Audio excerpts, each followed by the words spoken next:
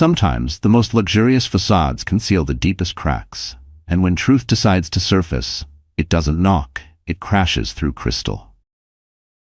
A veil of golden sunlight fell across the ornate garden, reflecting off crystal chandeliers and the polished marble walkway. Dozens of society's elite arrived in designer dresses and tailored suits, whispering about the luxurious event that promised to be the wedding of the century. Yet beneath the soft strains of a string quartet and the scent of imported white roses, a quiet tension pulsed, like a breath held too long. Among them lingered a sense of intrigue no one could quite place. Everyone knew the groom, Julian Whitmore, a billionaire famed for his relentless ambition. But ambition, some murmured, had turned to desperation. There was a murmur that he was about to marry in great haste. No engagement announcement. No media interview, no time for anyone to object. The swirling rumors were soon to be overshadowed by a far greater shock on this day. Hearts would be shattered and secrets laid bare. Julian Whitmore was a man who believed that every problem in life came with a price tag. At the age of 38, his vast wealth sprawled across continents. He owned high-end hotels in Milan, tech startups in Austin, and shipping lines in South America. Raised in a privileged household in Los Angeles, Julian had grown up observing how money moved mountains and parted seas. He was the son of Douglas Whitmore, a legendary businessman who built an empire with unrelenting work ethic and ruthless deals. Now, with his father gone and the Whitmore empire resting in his hands, Julian's life had become a swirl of board meetings, negotiations, and lavish galas. The glitz of his existence was only matched by the darkness of the secrets he guarded. Though he was still legally married to Isabel Whitmore, a reserved but strong-willed woman who carried herself with the dignified grace of old-world breeding, he was standing at the altar on this very day. With another woman, Serena Klein. Serena Klein was the type of woman people remembered, tall and stunning, with raven black hair and piercing blue eyes. She had an allure that turned heads wherever she went. She had carved her own niche in the fashion industry with a line of haute couture gowns, but she was known just as much for her calculated charm as she was for her beauty. Every gesture was curated, every smile timed. She didn't just walk into a room, she conquered it. Her romance with Julian had begun a year ago, but rumors about their affair had circulated well before that. Some claimed they were first seen together in Paris, months before his wife quietly vanished from the public eye. When Serena stepped into society circles, she'd quickly identified Julian as her golden ticket to everything she had ever dreamed of. For Serena, life was a game of moves, and Julian was the grand prize. Though the Whitmore family circle tried to avert their eyes from scandal, they could not ignore what was coming. They could not ignore the fact that Isabel had been absent from high-profile gatherings for the past several months. Tongues wagged in private corners. Had Isabel truly left Julian? Why was Julian moving so hastily to marry Serena without a divorce settlement in sight? Some said Isabel had slipped away to South America to escape humiliation. Others said she was ill. Julian, for his part, refused to speak about it, simply forging ahead with his new bride. The venue for the wedding was the Whitmore estate in Malibu, a sprawling property that boasted manicured lawns, reflecting pools, and statues commissioned by the greatest sculptors of the modern era. White roses and hydrangeas decorated every corner, a testament to Serena's refined taste. Glistening chandeliers imported from Italy were suspended in the grand ballroom where the reception would follow. The guest list comprised the crème de la crème of society: CEOs, dignitaries, and a few Hollywood stars rumored to be on Serena's brand ambassador payroll. An hour before the ceremony was set to begin, staff hurried to finalize everything. Servers in crisp uniforms carried trays of champagne. The wedding planner, Atticus Montgomery, rushed about, whispering brisk orders into his headset. Julian paced in the side courtyard, an expression hovering between impatience and fear. Beneath that polished, confident surface, a growing anxiety sapped his composure. He had wanted this day to be perfect. He always demanded perfection, but something felt off. His mother, Florence Whitmore, had quietly refused to attend the wedding out of loyalty to Isabel. Instead, she traveled to Geneva to spend time with old friends. Julian didn't expect any of his extended family to show up either. They disapproved of him marrying again, while still entangled in so many unanswered questions surrounding his first marriage. But the blow that fate had in store for him would come not from the absence of loved ones, but from the presence of someone he hoped would never show her face again. In the mansion's bridal suite, Serena stood at a mirrored vanity table, adjusting the diamond-encrusted tiara pinned in her hair. Her mother, Lydia Klein, fussed over the lace sleeves of Serena's gown. Painted lips parted in a satisfied smile as Serena pictured the moment she would walk down the aisle. Soon she would no longer be just Serena Klein, but Serena Whitmore, the wife of one of the wealthiest men in the country. Little did she know, a storm was rolling in. A storm that would change everything, shaking the foundations of the Whitmore empire more violently than any business deal or social scandal ever could. The stage was set, each player poised in their place, and the curtain was about to rise on a drama that no one in attendance would ever forget. The sun reached its zenith, sending beams of light through the towering oak trees surrounding the estate. Rows of white chairs were meticulously arranged on the lawn, leading up to an altar adorned with even more white roses and a flowing silk canopy. The setting was perfect, almost too perfect, like a dream too fragile to last. The guests settled into their seats, glancing at the wedding programs emblazoned with Julian and Serena, a flourish of gold script beneath. A string quartet played softly in the background, the gentle melody drifting across the venue. Julian stood near the altar, chatting tersely with his longtime friend and occasional business partner. Matthew Glenn was the one who had introduced Julian to Serena, back when the idea of marriage to another woman still seemed unthinkable. Under normal circumstances, Matthew would have been Julian's best man, but even he was uneasy about the situation, offering only a forced smile when Julian asked for reassurance. His eyes kept flicking toward the guests, as if expecting someone or something to interrupt. "Relax," Julian murmured to himself, though his gaze darted toward the mansion's grand doors. He wondered if Serena was ready, if she had everything she needed, if she was having second thoughts. If he was honest, he was less worried about the ceremony's details and more about the possibility that the media or uninvited guests might show up. He had insisted on tight security, but a sense of foreboding gnawed at him. It wasn't just nerves. It felt like a warning. Next to the altar, Serena's father, Peter Klein, tried to hide his discomfort. Despite his acceptance of Julian's wealth and status, he couldn't pretend to be excited about walking his daughter down the aisle under these circumstances. A scandal hovered over the day like a dark cloud. However, it was no secret that Peter and Lydia Klein had struggled financially for years, and Serena's marriage to Julian offered them the security they had long craved. So Peter smoothed his tie and steeled himself, ready to play his role. He'd sold his doubts for stability, but the weight of that transaction pressed heavy on his conscience. Inside the bridal suite, Serena inhaled deeply, her heart pounding in her chest. A swirl of emotions cascaded through her: triumph, satisfaction, and an undercurrent of anxiety she couldn't quite place. What if everything unraveled now, so close to the finish line? What if Isabel did the one thing Serena had counted on her being too proud to do? She glanced at her reflection in the mirror and forced a confident smile. "Today is my day," she reminded herself. "My future is set." She picked up her cascading bouquet of white orchids, took one last look in the mirror, and signaled for her mother to summon the wedding planner in the foyer. Atticus Montgomery rushed in, flanked by two assistants. His headset buzzed with instructions, but even his polished demeanor couldn't quite hide the nervous flicker in his eyes.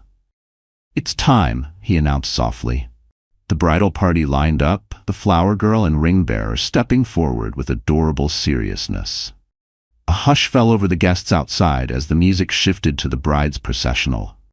Serena glided out the double doors, her arm tucked delicately into her father's. The sunlight kissed her gown, making the intricate beadings sparkle as though she were wrapped in constellations. Each step felt rehearsed, perfect, and yet too fragile, like the dream could splinter under her heel. A collective murmur of awe rippled through the attendees. Julian straightened his back, letting out a breath he didn't realize he'd been holding. Step by step, Serena moved closer to Julian, their gazes locked, and for a moment, It felt as though they were the only two people in the world. But even in that moment, something gnawed at the edge of his awareness, a faint sense that they were not alone in this moment. The officiant, Dr. Nina Farnsworth, a longtime family friend who had officiated many Whitmore weddings, smiled warmly. The ceremony began with traditional vows woven with personal anecdotes that painted a rosy portrait of love. Julian slipped a brilliant diamond ring onto Serena's finger. In that instant, a wave of relief washed over him. He thought, "This is it. Nothing can stop us now."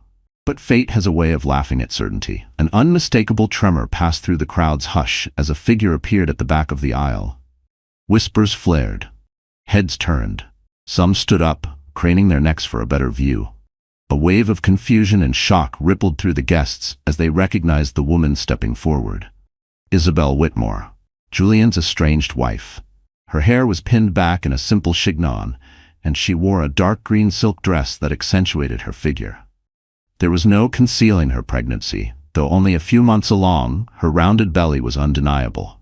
Every inch of her presence demanded attention, not in desperation, but in quiet defiance. The sight of Isabel in that condition caused audible gasps. She walked with calm deliberation, her eyes never leaving Julian. Julian's face went pale. Serena's bouquet trembled in her hands. Even Dr. Farnsworth faltered, her practiced composure vanishing for a split second. Isabel's expression was grave, her hands steady at her sides. She made her way down the aisle as if she were the bride, not Serena. Each step was accompanied by the hush of a crowd that seemed to forget how to breathe. The air itself felt suspended, as if the moment dared not move until she spoke. When Isabel finally reached the altar, she locked eyes with Julian. Her voice was strong, resonating through the tense silence. "I believe," she said, "there's something everyone needs to know before this farce goes any further," she finished. And at that moment, the tension that had been building for months snapped like a rope stretched too taut. The dramatic confrontation that would follow was no longer just a fear in Julian's mind. It was reality, unfolding, unstoppable, and catastrophic. Every single guest felt the gravity of the moment. Wedding or not, this day had just shifted into scandalous territory from which none of them would emerge unchanged. A collective chill descended on the gathering. Gone was the tranquil daydream of a perfect wedding. In its place stood an uncomfortable and startling showdown. Isabel's dignified stance belied the storm in her eyes. She wasn't here to beg or plead. She was here to deliver a blow. Serena's cheeks burned. Her heart thundered against her ribs, and her mind raced with a single question. How dare she come here? At the same time, she felt a flicker of fear. She had orchestrated everything to ensure Isabel stayed out of the picture. Wasn't she supposed to be in South America or whisked away somewhere discreet? Julian swallowed, his throat suddenly parched. He struggled to maintain composure, but every second that Isabel stood there, her pregnancy undeniable, was a reminder of how deeply he had miscalculated. He found his voice at last, his tone carefully guarded. "Isabel," he said, "what are you doing here?" Isabel glanced at Serena, then swept her gaze over the crowd before focusing back on Julian. "I'm here because I have something to say. To you, to her, and to everyone who believes this ceremony is legitimate." Serena tried to reclaim the upper hand. "This ceremony is legitimate," she said, her voice trembling slightly. "Julian and I are in love. You walked away from him." "I never walked away," Isabel countered, her eyes flashing. "I left to gather my strength after learning what you two had done behind my back. And I'm here to set the record straight." Dr. Farnsworth cleared her throat as though to step in, but Isabel held up a hand. "Not yet," she said politely, but firmly. "Let the bride and groom have their moment of truth first." Julian's gaze darted around, seeking an escape. The stares of his esteemed guests weighed heavily on him. His heart hammered as he realized there was no grand escape, not this time. Not from this woman, not from the truth. "Whatever you need to say it," he said finally, his voice dipping into a strained baritone. Isabel took a steadying breath. "Julian and I are still legally married," she began. "I never signed any divorce papers, nor was I ever served any. And there's more.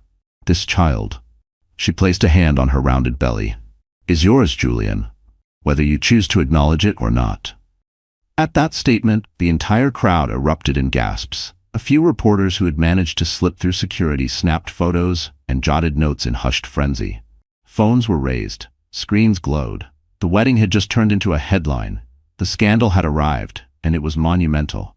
Serena staggered back a step, the color draining from her face. "She's lying," she hissed. "She's just trying to ruin our day." Isabel's expression hardened. "Believe me, Serena, my intention is not to ruin anything, but I won't allow this deception to continue. Julian, you tried to force me into the shadows as if I were an inconvenience to your new life. But I won't let you deny our marriage or this child." Julian felt the world spin, as if the earth beneath him was ready to swallow him whole. The shame, the panic, the futility of control, it all closed in like a noose. He had counted on Isabel's silence. He had threatened, pleaded, cajoled. He'd used financial and emotional pressure to keep her out of sight and out of mind, but none of that could match the resolve blazing in her eyes. Now the crowd watched with rapt attention. Some guests exchanged mortified glances. Others were riveted by the drama unfolding live. Social media posts were likely already racing across the internet, broadcasting the chaos in real time. The whispers had turned into a symphony of scandal. From behind the last row of seats, Julian's security detail stood uncertain, unsure whether to intervene. In that split second, Isabel turned her attention to Serena. Her voice, though calm, bristled with tension. "You can wear a white dress, hold $1 million bouquet, and even take vows, but that will never change the fact that Julian Whitmore is still my husband." Serena's eyes flickered with rage. "If you'd been the wife he needed, maybe this wouldn't have happened," she snapped.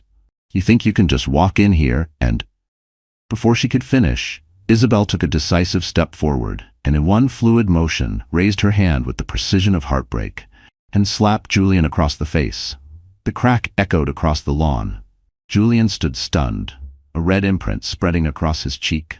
Time froze. Gasps sucked the air from the atmosphere. It was an act of finality, a punctuation mark on months of simmering betrayal and hidden truths. The crowd collectively gasped. Even Serena looked momentarily shocked. No one had expected Isabel to break her veneer of composure so dramatically. Julian touched his cheek, his eyes widening. He tried to speak, but the words died in his throat. In his entire life, he had never been humiliated like this. Not by a competitor, not by a family member, and certainly not by his own wife. Isabel turned to the gathered guests, her voice trembling with restrained emotion. "You all came here to witness a wedding, but instead I hope you bear witness to this. The truth about a man who would discard his wife and unborn child for the sake of ambition and convenience. This ceremony is a sham. And as for me, I will not be erased." She pivoted, her eyes scanning the aisle. The hush that followed was almost deafening, broken only by the soft notes of the string quartet still playing quietly, as if uncertain whether to continue. Then, with the same calm determination she'd shown upon her arrival, Isabel walked back up the aisle, a swirl of stunned onlookers parting before her. As the final note of the processional died away, every person in attendance understood that the Whitmore family had just been irreversibly fractured. A bride stood abandoned at the altar. A groom was reeling from a public slap, and a wife had left the scene, carrying the future heir to the entire empire. Time seemed to stop in the aftermath of Isabel's exit. Most of the guests remained frozen in their seats, uncertain whether to stay or flee. Serena, her face a mixture of mortification and rage, spun toward Julian. "Well," she hissed, her voice low enough that only he and those closest to the altar could hear. "Do something." Julian took a long, trembling breath. The sting on his cheek refused to fade, both physically and emotionally. He raised a hand to quiet Serena, but she knocked his arm away. "Don't you dare shush me," she hissed again, stepping closer, her teeth clenched in fury. "Your wife, no, your pregnant wife, just humiliated me in front of everyone." With dozens of eyes still on them, Julian kept his composure as best he could. He cleared his throat and addressed the gathering in a voice that quivered despite his efforts. "Ladies and gentlemen," he said, I apologize for this disturbance. Perhaps it's best we reconvene inside for a moment and handle matters. The ceremony is temporarily on hold." On hold. Those words sent a murmur through the guests. Some took the cue and began to stand, slipping away from their chairs to mingle in hushed voices or head toward the lavish ballroom to await further instructions. Meanwhile, Serena stomped down the short flight of steps, disappearing into the mansion with her father and mother trailing behind her. Matthew Glenn approached Julian, placing a sympathetic hand on his friend's shoulder. "You need to get ahead of this," Matthew whispered urgently. "The press will have a field day. This is bigger than just society gossip." Julian's eyes, once so sharp and decisive, looked dull with defeat. "I know," he replied, massaging his temples. I never imagined she'd do something like this. Isabel's always been so submissive." A voice chimed in from behind them. It was Susan Farnsworth, Dr. Farnsworth's sister, and a close acquaintance of the Whitmore family. She shook her head. "Isabel was always too polite and private to make a scene. You must have pushed her too far, Julian." Julian bit back a retort. Deep down, he knew she was right. He had pushed Isabel away. Threats, manipulations, and a total disregard for her feelings had likely built up to this final act of defiance. And now, with an unborn child in the equation, the scandal was monumental. The board of his companies would be horrified. His mother would be devastated. And the already precarious Whitmore reputation risked a catastrophic blow. Dr. Farnsworth stepped in, placing a gentle hand on Julian's arm. Her glasses slipped down her nose a fraction, and she peered at him with concern. "Do you want me to make an announcement? Formally postpone everything and guide the guests to the reception hall?" "Yes, please," Julian croaked, his throat dry. "This is a personal matter. I'll need to speak with Serena in private, possibly even with Isabel if she's still around." Dr. Farnsworth nodded, then made her way toward the microphone stand near the altar, clearing her throat to gather attention. Meanwhile, Julian and Matthew hurried inside, heading toward one of the ornate drawing rooms where Serena had presumably taken refuge. The Whitmore mansion's interior was a blur of marble floors, gilded mirrors, and frantic staff. A flurry of caterers and event planners brushed past them, unsure whether to continue setting up the post-ceremony festivities or to pack up entirely. Atticus Montgomery stood nearby, looking like he was on the verge of tears. The wedding planner looked close to tears. His dream of orchestrating the most glamorous wedding of the decade was unraveling. The champagne hadn't even been served, and already it felt like a crime scene, of reputation, of trust, of future undone. Julian found Serena standing near a grand fireplace, the hem of her wedding gown pulled dramatically around her. Her parents hovered nearby like statues, equally red-faced. When Julian entered, Serena's eyes snapped to him, burning with betrayal and anger. The warmth in her face had vanished, replaced by something colder, sharper. Humiliation turned rage. "How could you not tell me she was pregnant?" she said, her voice trembling. "When you said you still had a few loose ends with Isabel, I never imagined it involved a baby." Julian tried to keep his voice low, but the tension made it impossible. "I didn't know," he nearly shouted in frustration. "She never told me she was carrying my child. Yes, I suspected something, but she disappeared. Every time I tried to contact her." Serena cut him off. "Contact her? You told me you were working on divorce papers?" "That's it? You said there was no possibility of her coming back into your life." Her voice cracked, but she refused to let the tears win. Matthew stepped between them, palms up. "Listen, both of you. Calm down. We need a plan, not an argument." He shot Julian a warning glance. "Do you realize how serious this is? Isabel's pregnant. She's still your legal wife. You can't just marry Serena without finalizing anything. You risk bigamy charges on top of everything else." Peter Klein, Serena's father, rubbed his temples in despair. "The reporters will rip us all apart. This wedding is a public fiasco. Our family name, your family name." Serena spat, directing her fury at her father. "What about me? My career, my reputation, my marriage. That may not even be legal." Her voice rose with every word, like glass cracking under pressure. She looked ready to shatter. Julian closed his eyes for a moment, grappling with the chaos he had created. He wanted to scream, to reverse time, to escape, but the weight of consequence had finally caught up to him. "All right," he said, forcing a measured calm into his voice. "Let's salvage what we can. We'll postpone the ceremony. Tell the guests it was a misunderstanding or a family emergency. Matthew, get our PR firm on the phone immediately. We need an official statement drafted." "About what?" Serena asked, crossing her arms. You can't just wave your hand and make a pregnant wife disappear. This is out, Julian. The entire world knows now. Julian's gaze dropped to the floor. Indeed, no amount of money or influence could brush aside a public confrontation at his own wedding. He had built a fortune on controlling narratives, but now the narrative was out of his hands. He felt an urgent need to speak with Isabel. He needed to understand why she'd come back so brazenly now, after all these months. Was she planning to extort him? Did she want a bigger settlement?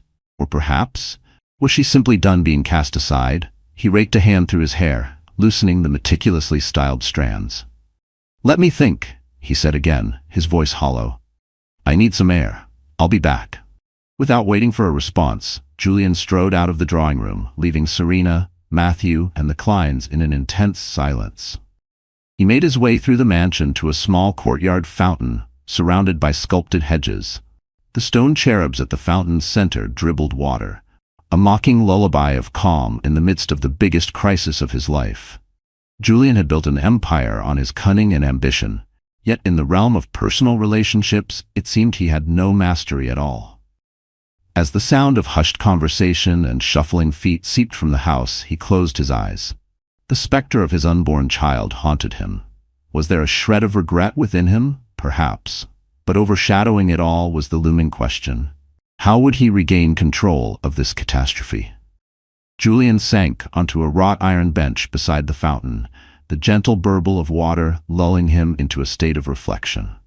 In the quiet of the courtyard, moments from his past paraded through his mind with relentless clarity. He recalled the day he first met Isabel Vander at a charity gala 5 years ago.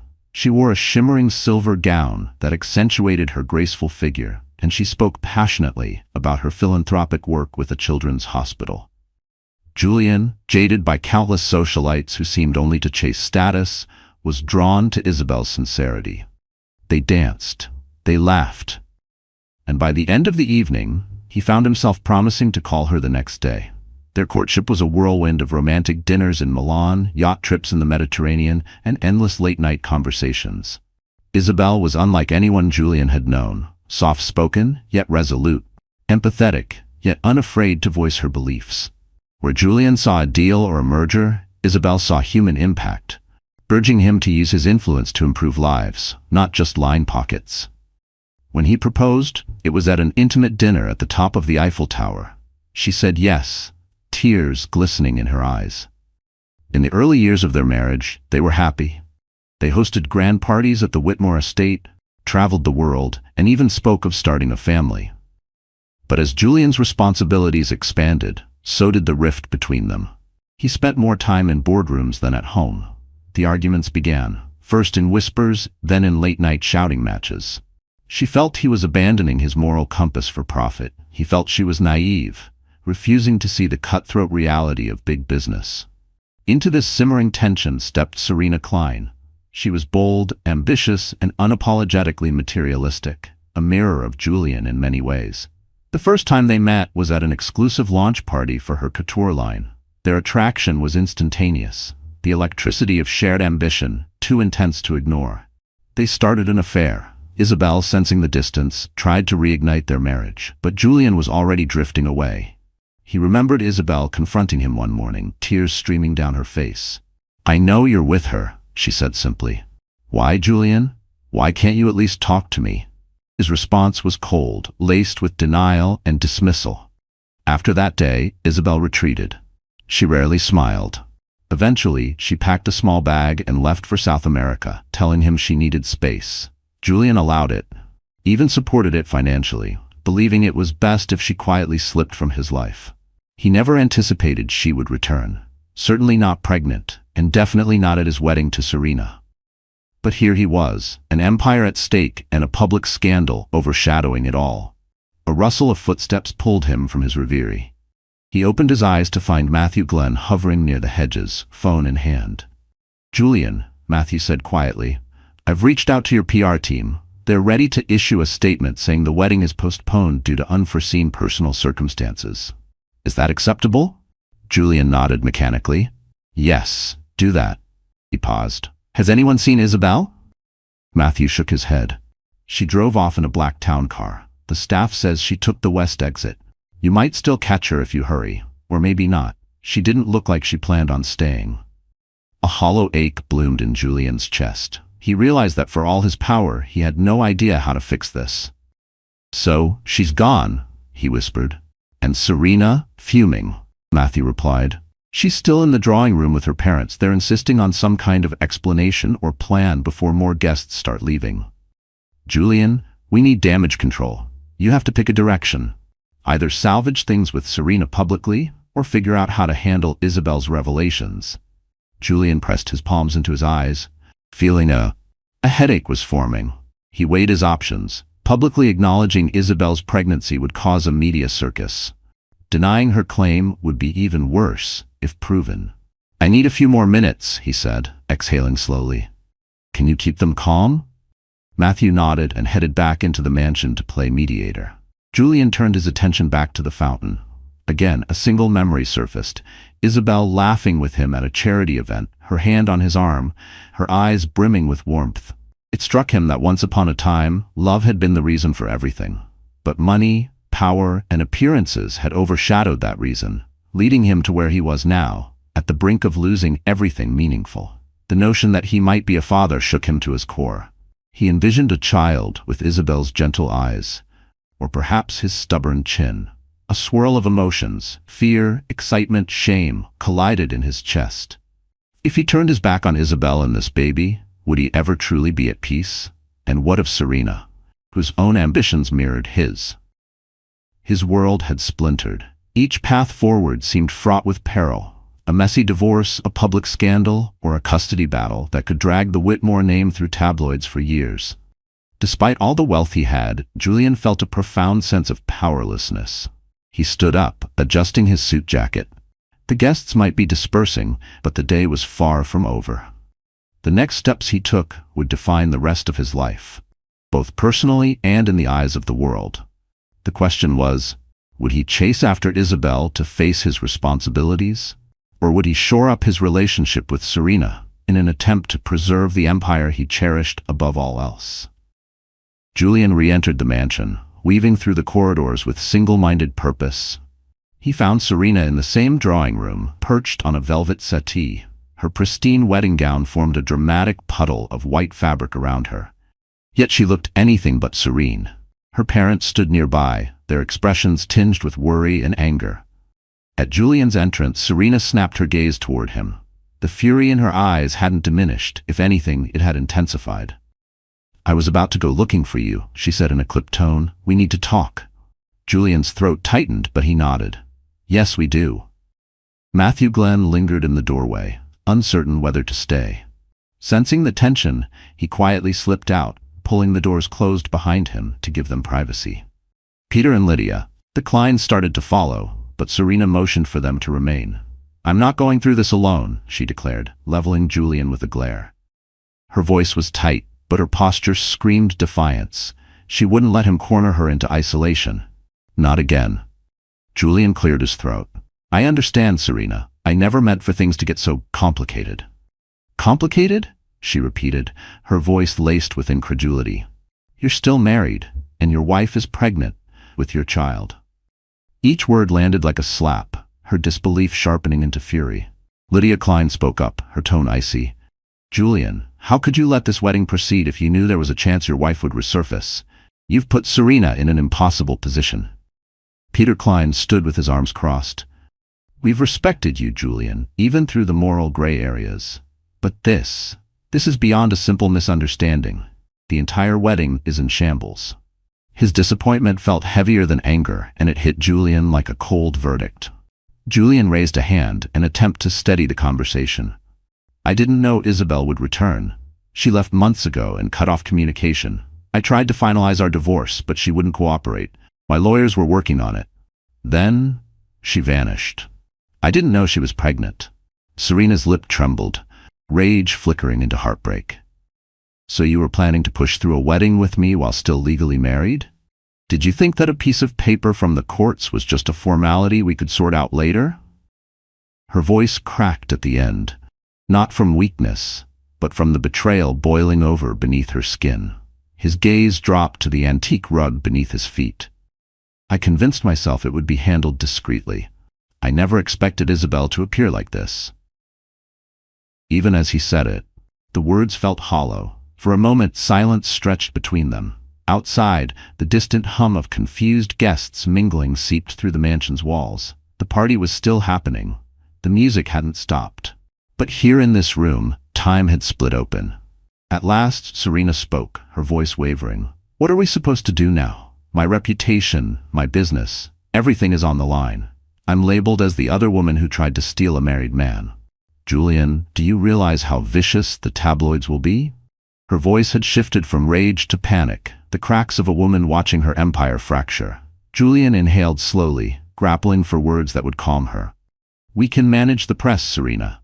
We'll issue statements. My PR team is top-notch. They'll spin the story that the wedding was postponed due to a personal emergency, and we can—" Serena cut him off. "And what about Isabel? Do you plan to ignore her pregnancy? Do you plan to deny that her child is yours?" Her voice dropped low, deadly calm. The question struck him like a blow to the gut. His lungs locked. The illusion of control slipped further through his fingers. For all his talk of spin and damage control, the truth was, there was a baby on the way. His baby. He couldn't simply file that under public relations. "No," he admitted softly. "I can't deny that child. If it's mine, I have to do right by it." Peter Klein's scowl deepened. "Then what about Serena? Do you abandon her because your wife is pregnant?" Julian closed his eyes, running a hand through his hair. "I don't have all the answers right now, Peter. This isn't just about one person. It's about all of us." He turned to Serena. "You know how I feel about you." She rose from the settee, towering over him, even in her wedding heels. "Oh, do I?" she snapped. "Because from where I'm standing, the man I love just humiliated me in front of the world by letting his pregnant wife crash our wedding." "Serena," he started, only to be cut off by the sharp squeal of her father's voice.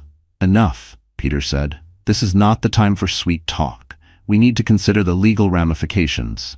Our families have reputations to uphold." Lydia Klein nodded, her posture stiff with indignation.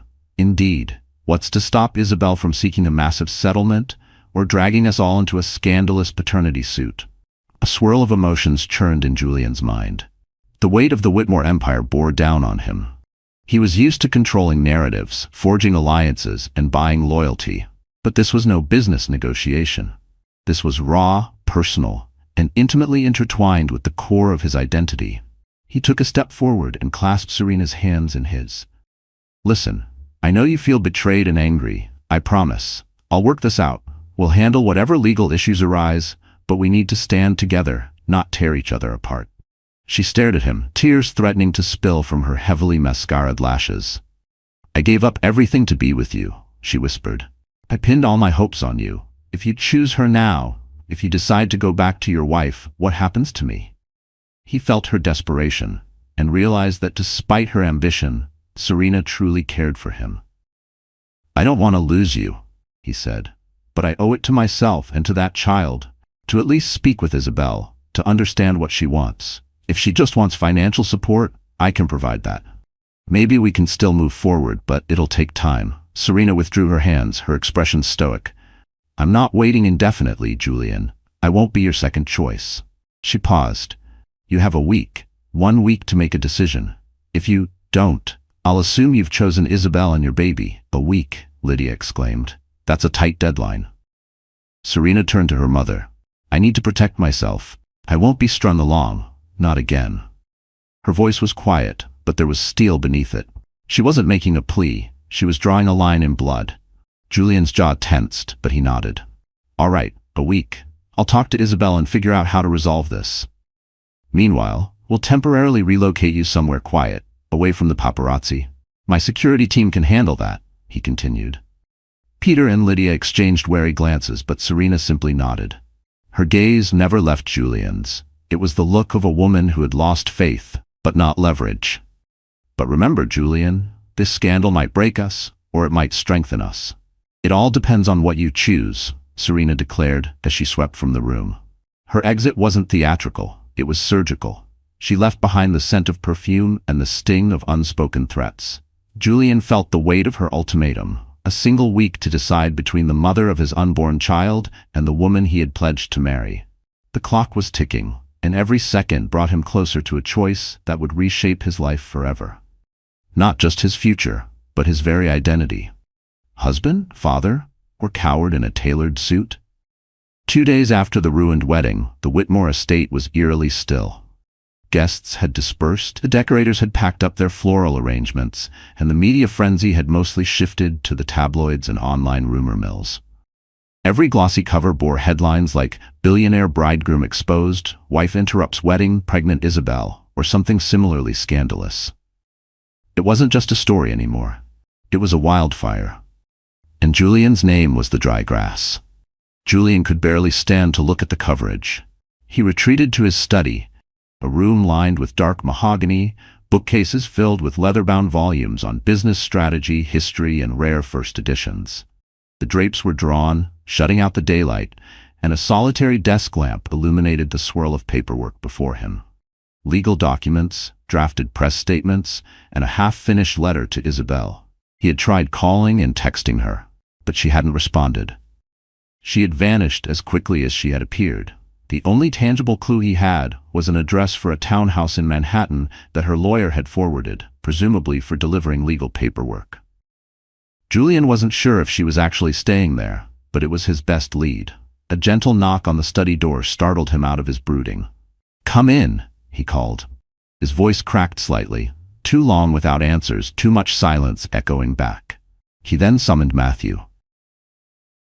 Matthew Glenn entered with a concerned expression. Julian asked, "Any word?" Matthew's slumped shoulders suggested Julian already knew the answer. Shaking his head, Matthew replied, "No, she's been avoiding all contact." "Listen," Matthew continued, "I managed to track down an old friend of hers, Marilyn Hares, who used to work with her on some charity committees. Marilyn says Isabel is indeed in New York City, but she isn't certain where." He hesitated. "She's not hiding, Julian. She's protecting herself." Julian rubbed his forehead. "I just need to talk to her. If I can, get her to sit down, to make her see reason. Maybe we can find a path forward that doesn't involve public humiliation." Matthew sighed. "Julian, in her eyes, the public humiliation has already occurred. She came to that wedding to expose you. She's wielding her pregnancy like a shield and a sword." Julian grimaced. "Do you think she wants revenge or money?" "Maybe, or maybe she just wants you to acknowledge her and the baby. You did push her aside, Julian." A pang of guilt shot through him. He opened his desk drawer and retrieved an ultrasound picture that Isabel's lawyer had included with a brief note. The black and white image was grainy, but there was no mistaking the small shape forming within. "This changes everything," he murmured, staring at the sonogram. "I never wanted children before, but knowing one is on the way, it's overwhelming." Matthew stepped closer. "Do you see a life with Isabel and this baby?" Julian set the picture down and sighed. "We were happy once, but so much has happened. The betrayal, the lies, and there's Serena to consider. If I walk away from her, she'll be devastated and furious. She's threatened to unleash her own set of scandals if I abandon her." "Yes," Matthew agreed. "Serena isn't someone who surrenders easily. She'll either stand by you or make your life miserable." Outside the study window, the winter sky was a bleak gray, matching Julian's mood. He felt cornered, trapped by obligations, public perception, and his own mistakes. "I need to see Isabel in person," he decided. "If she won't answer my calls, I'll go to Manhattan and find her." Matthew nodded. "That might be better. But be careful. The paparazzi are circling, hoping for another scoop." Julian stood, scooping up his coat from a nearby armchair. "I'll take a discreet car, send the security detail after me, but have them keep their distance. If I don't come back by this evening, tell Serena I'm just sorting things out." A flicker of hope lit in Matthew's eyes. "Be honest with her, Julian. She deserves at least that, no matter what happens." Julian left the estate wearing a baseball cap pulled low over his brow in a half-hearted attempt to go incognito in the city. He slipped through the crowded streets with purposeful strides, scanning building numbers, until he arrived at the townhouse. He hesitated on the stoop, his heart pounding against his rib cage. Raising his hand, he pressed the doorbell. He waited, breath misting in the cold air. No response. A second time he rang. Finally, the door opened a crack, and an older woman's face appeared. "Yes, I'm looking for Isabel Whitmore," he said quietly. "Is she here?" The woman's gaze hardened. "And who are you?" "My name is Julian," he said, clearing his throat. "Her husband." She studied him for a moment before opening the door.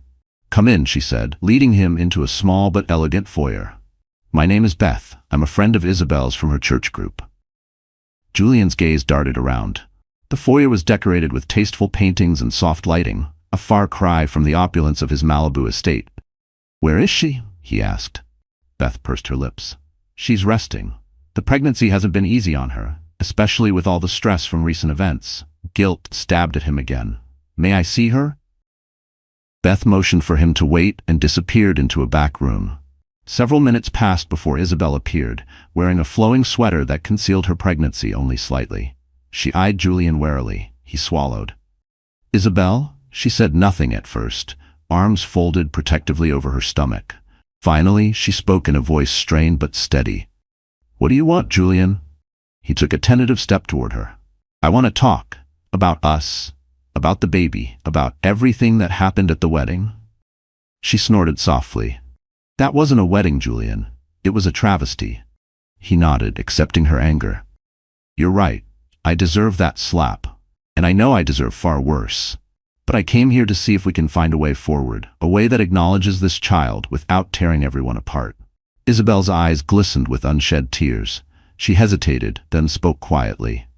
"You don't get to walk in and play the negotiator now. You ignored me for months. You threatened me with legal action if I didn't quietly sign divorce papers. And all the while, you were planning a wedding with someone else." His shoulders sagged. "I was stupid, driven by ambition and lust. Maybe I hurt you in ways I never intended." Isabel brushed a tear from her cheek. "You did, and I'll never forget that. But this baby is my future. I won't let anyone, least of all you." Julian reached out carefully, taking her hand. She flinched, but didn't pull away. Even that slight contact felt like a lifeline and a test. "I want to be part of our child's life," he said, voice thick with emotion. Isabel studied him for a moment, searching his face for sincerity. Her eyes, once soft, now held the weight of someone who had learned not to trust too easily. "Then choose," she whispered. "Serena or me, because I won't allow my child to grow up in a circus where his father is half-dedicated at best." Julian's chest tightened, remembering Serena's ultimatum as well. He had only 5 days left in that 1-week countdown. Each day had begun to feel like a noose tightening. He began, but Isabel pulled her hand away. "I'm not demanding an immediate answer. But if you truly care about this baby, show me through your actions, not your words." He nodded slowly, tears burning at the corners of his eyes. He realized that no matter which path he chose, heartbreak loomed. But heartbreak, for once, wasn't what scared him. What scared him was becoming the man who walked away from his own blood. But this was no longer a business deal. It was his life, his child, and the woman he once loved standing before him. For the first time in years, Julian Whitmore felt stripped of his power. Here in this modest townhouse, faced with the reality of his unborn child, he knew that his next steps would define him in ways no corporate merger or social standing ever could. This wasn't about headlines anymore. This was about legacy, the kind that couldn't be measured in dollars. 4 more days passed, each one laden with anxiety and dread. The walls of the Whitmore estate felt less like sanctuary and more like a fortress of silence. Julian spent most of that time at the Whitmore estate, trying to avoid the paparazzi lurking at the gates. He engaged in marathon phone calls with his legal team, attempting to negotiate a quiet settlement that might appease everyone. But still, no solution felt right. Meanwhile, Serena had sequestered herself in a luxury penthouse he provided on the Upper East Side. She refused to see him, though she allowed brief phone calls that typically ended in heated arguments or silent resentment. Every call was a countdown. Every silence, another crack in the facade. She remained firm on her deadline, 1 week from the day of the wedding fiasco. As the clock ticked down, Julian realized that this decision boiled down to more than just love or obligation. It was about the life he wanted to lead and the kind of man he wanted to be. Throughout his life, he had never faced a crisis that required moral conviction over strategic cunning. But now, Cunning was useless without integrity. And for the first time, integrity wasn't a slogan, it was a lifeline. On the seventh day, Julian sat behind the grand desk in his study, hands trembling. The phone rang. He answered it with weary resignation. "Yes, it's me." Serena's voice came through the line, tight, as if she was holding back a torrent of emotions. "It's been a week, Julian," she said. "I need your decision." "Are you coming to me, or going back to her?" He closed his eyes. "Serena," he started softly, "I've given this a lot of thought. I'm sorry I dragged you into this. You deserve better than what I gave you. But Isabel is my wife, and there's a child, my child. I can't turn my back on them." A cold silence settled on the line. Finally she spoke, her voice trembling with anger. "So you've chosen her." "It's not about choosing her in a romantic sense," Julian said, choking on the complexity of his emotions. "It's about doing right by the family I already have. I'm not sure Isabel will ever forgive me, and I'm not sure we can be what we were before, but my child deserves a father, Serena." She let out a bitter laugh, a sound laced with heartbreak. "Your child deserves a father, and I deserved a wedding, a marriage, a future. You've robbed me of that, Julian." He swallowed, feeling powerless to console her. "I can provide for you financially, anything you need." "Money?" she echoed with disgust. "That's all you ever really knew how to give, wasn't it?" "Save your money, Julian. I don't want your charity. But know this, if you think you'll waltz back into polite society with your pregnant wife by your side and no consequences, you're dead wrong. I'm going to tell the world exactly what happened. The Whitmore name will never recover from this scandal." He stared at the polished wood of his desk, feeling the echo of her words settle deep. "Do what you must," he said quietly. "I deserve the fallout." Her voice dropped to a near hiss. "I never thought I'd see the day you'd choose moral duty over ambition. Congratulations on your big revelation." Then she hung up, leaving Julian with the dial tone ringing in his ear. He set the phone aside, exhaling unsteadily. The wave of regret that washed over him was staggering. But beneath it lay a flicker of relief. Relief that he had finally made a choice aligned with something deeper than profit or appearances. For the next hour, he paced through the mansion, ignoring the calls and texts from the outside world. Then, in a burst of determination, he grabbed his coat and stepped outside. He instructed his chauffeur to drive him to the townhouse in Manhattan. Once there, Julian knocked on the door with a new sense of resolve. Beth answered, her expression uncertain, but she stepped aside to let him in.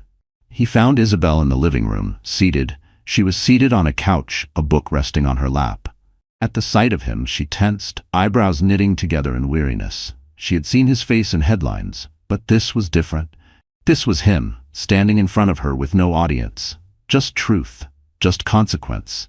"I made my choice," Julian said, hands trembling. "Serena and I, we're done.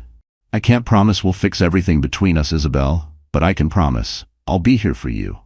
And the baby. Whatever you decide you need from me."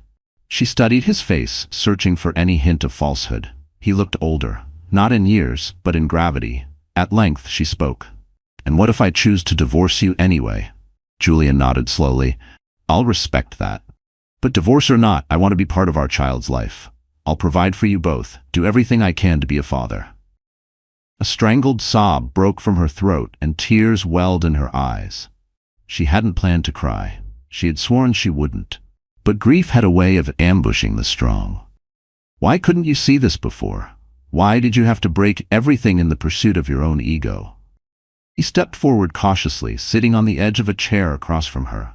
"I was blinded by ambition, by the idea that I could have it all, wealth, power, and love on my terms. I was wrong." She brushed away tears. "Actions speak louder than words, Julian. So far your actions have been selfish. If you mean to stay, I need proof you've changed." He nodded, voice solemn. "I understand. I'll give up controlling stakes in some of my projects. Step back from the day-to-day mania of the business world. I'll spend more time here, with you. We can go to counseling if you want. Or if you'd rather I remain in the background, I'll do that too. Just let me prove I can be better." For once, he wasn't making a pitch. He wasn't closing a deal. He was asking for a second chance, with nothing but humility in hand. Isabel looked at him for a long moment, her gaze flickering with a mixture of anger, sadness, and perhaps the faintest glimmer of hope. At last she set aside her book, folded her hands in her lap, and said, "We'll start with the basics. Doctor's appointments, schedules, open communication. If you can manage that, maybe there's a chance." Julian felt a wave of relief, tempered by the realization that this was only the beginning of atonement. "That's all I ask," he said softly. "A chance." She exhaled, placing a hand on her belly. "We'll see. For now, that's enough." Outside, the city hummed with life, unaware of the fragile truce being forged behind these doors. Julian stared at Isabel, his heart pounding with a mixture of guilt and renewed purpose. He knew repairing their relationship, if it was even possible, would take time. But for once in his life, time was something he was willing to devote fully, unselfishly, to another person. The Whitmore empire might never be the same, and the tabloids would have a feast. Serena would likely drag his name through the mud. Let them. Let it all burn, if it meant saving what mattered. But none of that mattered as much as the life he had set out to protect, the life growing within Isabel. This was his second chance, perhaps his last, to be more than just a billionaire with a tainted legacy. It was his chance to be a father. And if fate allowed, a husband worthy of the title. Not because he deserved forgiveness, but because he would earn it, day by day. A tumultuous journey ended with a single choice, one that shattered illusions and paved a new path, built on remorse, humility, and the fragile promise of redemption. The road to reconciliation for Julian and Isabel remains uncertain, riddled with fresh challenges and old wounds still raw. Yet amid the public scandal, broken vows, and shattered trust, the glimmer of hope endures for the sake of the child soon to arrive. For the sake of the man Julian still hoped he could become. Dear friend, life rarely gives us clean endings. Sometimes, it hands us broken pieces and asks us to rebuild, not for perfection, but for growth. Julian's story isn't just about scandal or regret. It's about something much harder, choosing to face the damage you caused and staying present in the aftermath.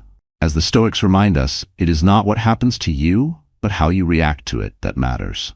In that quiet living room, stripped of power and pride, Julian chose humility. He didn't win anything that day, but he began something far greater, the work of becoming a better man. Because true redemption isn't declared, it's lived. If this story moved you, we'd love your support. Like this video, share it with someone who might need it today, and don't forget to subscribe for more powerful tales that remind us we're all works in progress.